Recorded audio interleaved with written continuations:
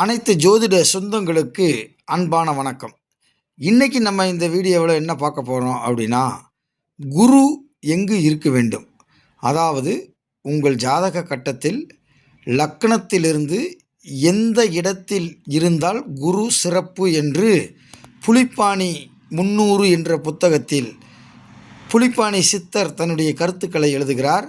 அந்த கருத்துக்களை உங்களுக்கு இந்த வீடியோவில் வழங்குகின்றேன்.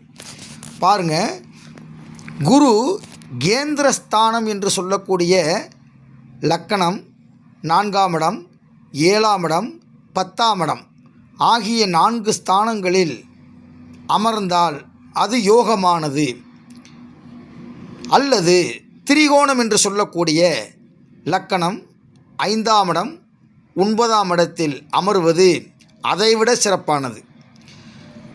பணம் ஒருவருக்கு கொட்ட வேண்டும், கோடீஸ்வரன் ஆக வேண்டும் என்று சொன்னால் பணஸ்தானம் என்று சொல்லக்கூடிய 2ஆம் இடம், 11ஆம் இடம், அதாவது 2ஆம் இடத்தை தனஸ்தானம் என்று சொல்லுவோம், 11ஆம் இடத்தை லாபஸ்தானம் என்று சொல்லுவோம்.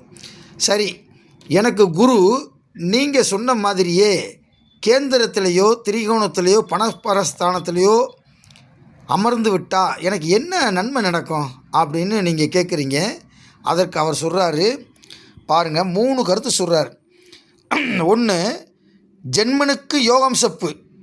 ஜென்மன் அப்படின்னா யாருன்னா, ஜாதக நோட்டில் யார் நோட்டில் இருக்கோ ஃபஸ்ட்டு பாயிண்ட்டு அவனுக்கு நீ யோகமானவன் அப்படின்னு சொல்லு, செப்புனா சொல்லு. 2வது பாயிண்ட்டு, செந்திருமால் தேவியுமே பதியில் வாழ்வாள். அவனுடைய வீட்டில் தேவியும் செந்திருமாலும் வீட்டில் வாழ்வாங்க, கடவுளே அவன் பக்கத்தில் இருக்கான்டா அப்படின்னு அர்த்தம். 3வது பாயிண்ட்டு, லக்னாதிபதி குருவை பார்த்தால் குவலயத்தில் வெகு பேரை ஆதரிப்பான், ஒரு மக்களின் தலைவனாக இருப்பான், ஒரு மிகப்பெரிய ஒரு கூட்டத்திற்கு ஒரு தலைவனாக இருப்பான். எப்போ? லக்னாதிபதி அது யாராக வேண்டுமானாலும் இருக்கட்டும், அந்த லக்னாதிபதி குருவை பார்த்துட்டால் குவலயத்தில், குவலயம்னா உலகத்தில், இந்த உலகத்தில் அவன் எங்கே இருந்தாலும் சரி வெகு பேரை ஆதரிப்பான், ஆரம்பித்து மக்களின் தலைவனாக இருப்பான் அப்படின்னு சொல்கிறார். இதை நீங்கள் குறித்து வச்சுக்கோங்க, ரொம்ப முக்கியமானது.